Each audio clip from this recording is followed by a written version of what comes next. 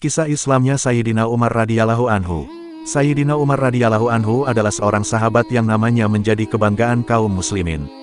Karena semangat keimanannya, ia telah menggetarkan hati orang-orang kafir semenjak 1300 tahun yang lalu. Sebelum masuk Islam, ia termasuk orang yang sangat ganas dalam mengganggu dan menyakiti orang-orang Islam.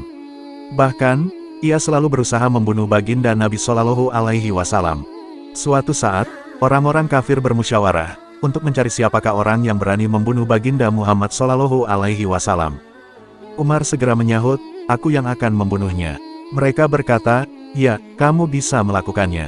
Umar pun segera bangun dan pergi sambil menyandang pedangnya. Di tengah perjalanan, ia bertemu dengan Sayyidina Sa'ad bin Abi Waqqas radhiyallahu anhu, seorang sahabat dari kabilah Zuhroh. Riwayat lain menyebutkan nama lain.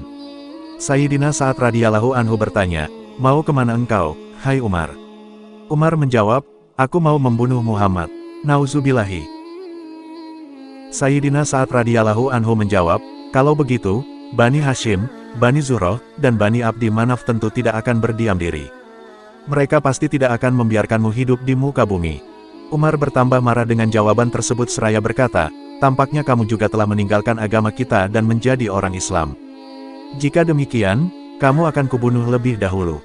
Sesudah berkata demikian, Umar menghunus pedangnya. Sayyidina Sa'ad radhiyallahu anhu menyahut, "Ya, aku memang telah masuk Islam." Dia pun langsung menghunus pedangnya. Ketika keduanya hampir mengayunkan pedangnya, Sayyidina Sa'ad radhiyallahu anhu berkata, "Wahai Umar, terlebih dahulu telitilah kabar tentang keluargamu. Saudara perempuanmu dan iparmu juga telah masuk Islam." Mendengar hal itu, Umar amat marah dan langsung pergi ke rumah saudara perempuannya. Di sana, Sayyidina Khabbab radhiyallahu anhu sedang mengajar Al-Quran kepada saudara perempuan Umar dan suaminya dalam keadaan pintu terkunci. Tiba-tiba Umar datang dan berteriak agar dibukakan pintu. Mendengar suara Umar, Sayyidina Khabbab radhiyallahu anhu segera bersembunyi ke dalam, sehingga lembaran-lembaran ayat-ayat Al-Quran tertinggal di luar. Kemudian saudara perempuan Umar membukakan pintu. Umar langsung memukul kepala saudara perempuannya dengan sesuatu yang ada di tangannya hingga berdarah. Umar berkata, "Kamu telah menjadi musuh dirimu sendiri. Kamu mengikuti agama yang buruk ini." Selanjutnya Umar masuk ke dalam rumah dan bertanya, "Sedang apa kalian dan suara siapa yang kudengar tadi?" Iparnya menjawab, "Kami sedang mengobrol biasa."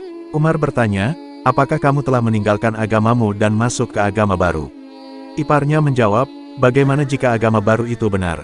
Mendengar itu, Umar langsung menarik janggut iparnya dan menjatuhkannya di atas tanah, kemudian memukulinya sampai puas. Saudara perempuannya berusaha memisahkan mereka, tetapi Umar menampar wajahnya dengan keras sampai berdarah. Padahal ia saudara perempuannya sendiri. Saudara perempuannya berkata, "Hai Umar, apakah kami dipukuli hanya karena kami masuk Islam?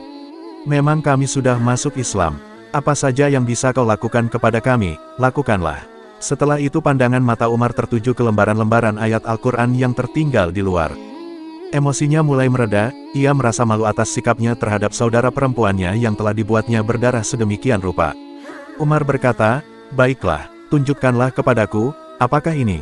Saudara perempuannya menjawab, "Kamu tidak suci, dan lembaran ini tidak boleh disentuh oleh tangan yang tidak suci."